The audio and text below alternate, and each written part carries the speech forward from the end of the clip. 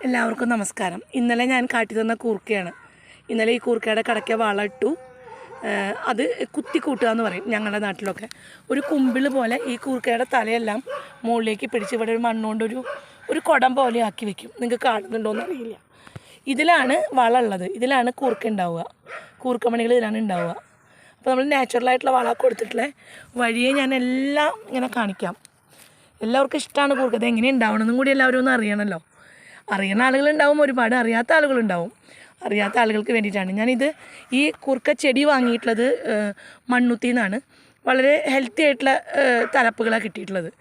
ഒരു 3 തലപ്പൊക്കെ വെച്ചിട്ടുള്ളതായിരുന്നു. ഇപ്പോൾ ഇത്രയ്ക്കൊക്കെ ആയിട്ട് ഇങ്ങനെ ഇത് വളർന്നു. വേണ്ട, ഇങ്ങനെയാണ്. ഇതിങ്ങനെ ഒരു വാരത്തിൽ ഇങ്ങനെ ചെയ്യും. നല്ല ഭംഗിയാണ് കാണാൻ, നിൽക്കണതൊക്കെ കാണാൻ. സത്യം പറഞ്ഞാൽ വീടിൻ്റെ ഫ്രണ്ടിലൊക്കെ ആണെങ്കിൽ ഒരു ഗാർഡൻ പോലെ തന്നെ ഉണ്ടാവും. ഇത് മണ്ണുത്തിയിൽ നിന്ന് വാങ്ങിയിട്ടുള്ള കൂർക്കത്തലയാണ്. ഇനി നാട്ടിൽ നിന്ന് വാങ്ങിയിട്ടുള്ളതുണ്ട്. അത് അത്ര ഹെൽത്തി അല്ല. അത് ഞാൻ നാളെ കാണിച്ചു തരാം. അപ്പം അങ്ങനെ എൻ്റെ കൂർക്കക്കുട്ടന്മാരൊക്കെ സൂപ്പറായിട്ട് നിൽക്കുന്നുണ്ട്. ഇതാ കണ്ട, ഒരു കുടം പോലെ ഇങ്ങനെ വെക്കും ഇതിൻ്റെ ഇടയിൽ. ഇതിൻ്റെ ഉള്ളിലാണ് കൂർക്ക ഉണ്ടാവുക. അപ്പം എല്ലാവർക്കും കൂർക്കയുടെ ചരിത്രം കേട്ടല്ലോ. എല്ലാവർക്കും നമസ്തേ.